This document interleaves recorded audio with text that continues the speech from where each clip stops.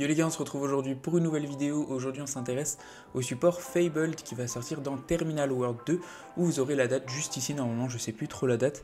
Donc au niveau de cet archétype, c'est quelque chose qui va vraiment jouer autour des synchros et aussi sur le fait de se discard des effets dans le cimetière. Mais en gros le principe c'est d'avoir un maximum de ressources pour avancer sur notre board de synchro et possiblement avec cette decklist là c'est aussi de retirer des cartes de la main de l'adversaire. Donc ce qu'on va faire aujourd'hui, c'est revoir un petit peu tous les types de cartes qu'on va jouer dans Fabled et voir un petit peu comment est-ce qu'on peut jouer ce deck là. Donc on est parti pour l'analyse de Fabled post-Terminal World 2. Nos objectifs de base dans Fabled, comme je vous le disais, c'est vraiment d'accéder à nos synchros, donc on a plusieurs possibilités entre guillemets de gagner. C'est ou alors de faire un board classique comme la plupart des archétypes, donc on a notre nouveau Fabled qui permet de prendre des monstres de l'adversaire, de les mettre de notre côté du terrain et en plus d'annuler leurs effets. On a Chaos Angel, on a Bestial, on va avoir notre Dragster qui peut annuler une magie et on va avoir aussi ce côté King Caesar parce qu'on va jouer les monstres Fiend Smith. Donc ça c'est possible et on a aussi la deuxième possibilité, c'est tout simplement que quand on est premier, on peut avoir certaines mains.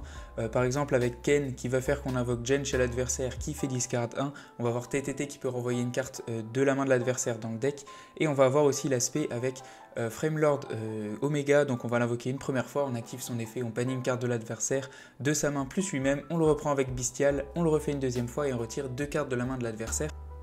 On va maintenant pouvoir s'intéresser aux cartes Fable, donc je les ai divisées en trois catégories.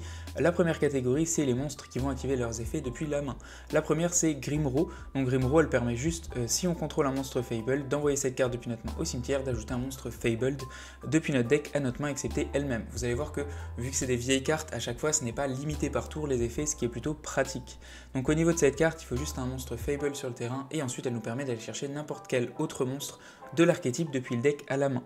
En second, on va avoir The Fabled Chawa, donc qui va être niveau 1 pour le coup, qui est synthoniseur. Donc lui, durant la main phase, on peut activer cet effet, on discarde un autre monstre Fabled, et derrière, si on le fait, on invoque spé cette carte depuis notre main.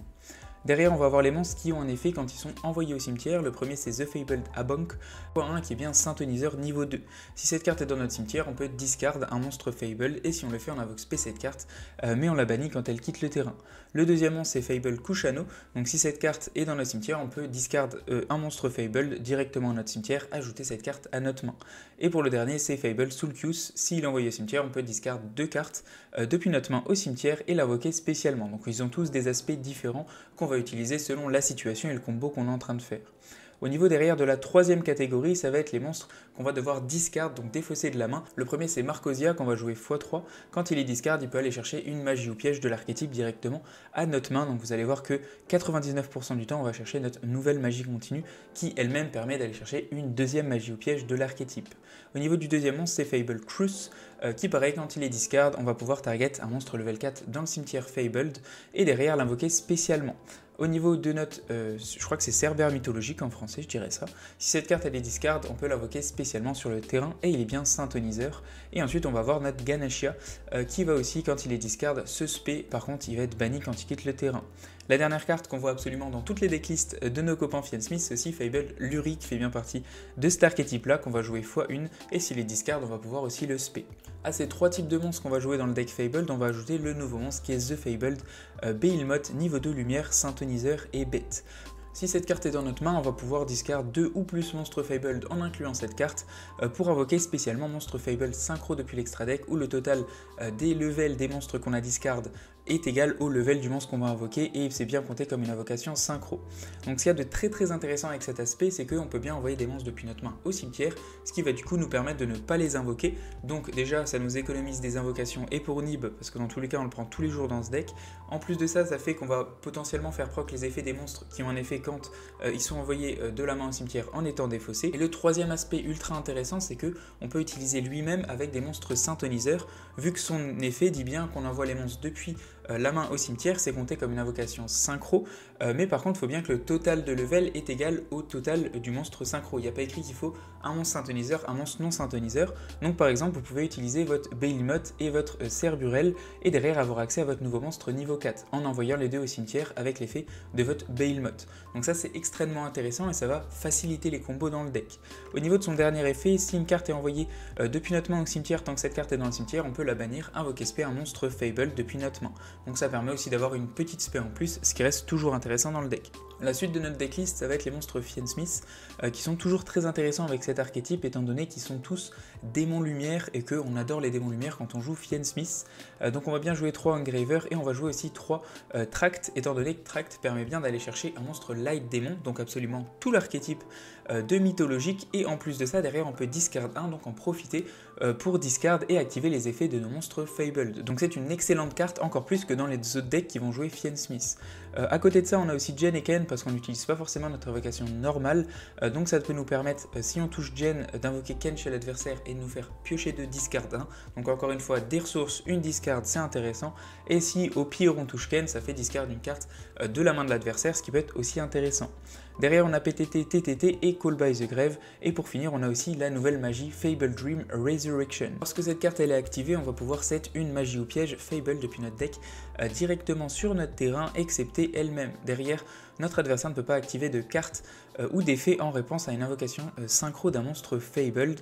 Donc au niveau déjà de ces effets là, quand on a accès du coup à une magie ou piège, on va tout le temps la chercher elle, pour ensuite avoir accès logiquement à notre terrain, ou alors si on a déjà notre terrain, accéder à notre piège.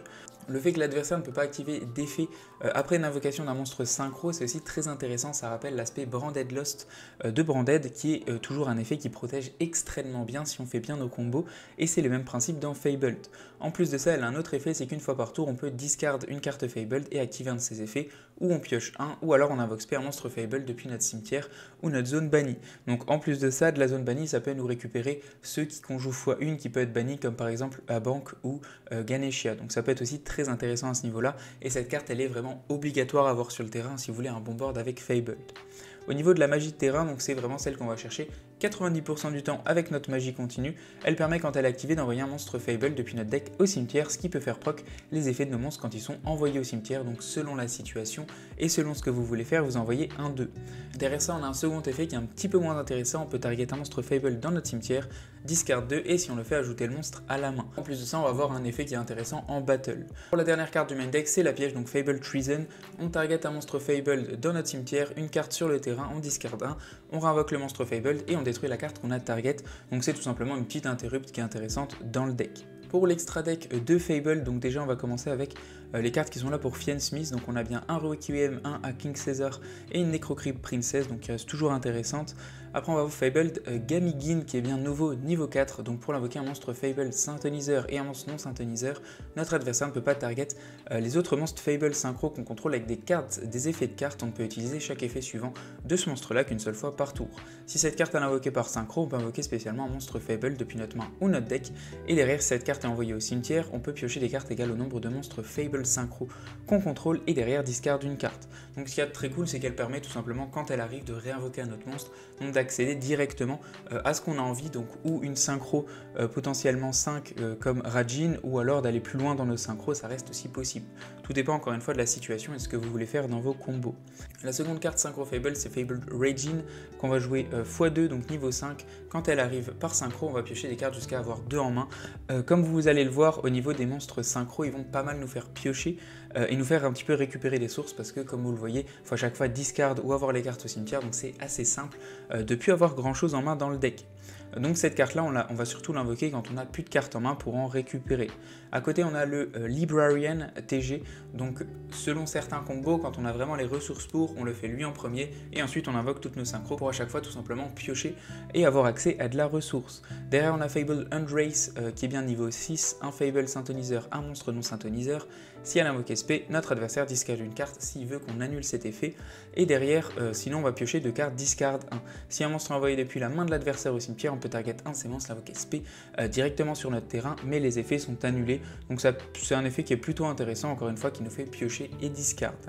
Derrière on a Dragster qui permet d'annuler une magie, donc plus en fin de board on a notre Axel Synchro Stardust. Ce qui est cool avec lui, c'est qu'on le fait en niveau 8, il arrive sur le terrain, on respect un niveau 2 comme notre chimère, je crois que c'est Cerbère mythologique en français.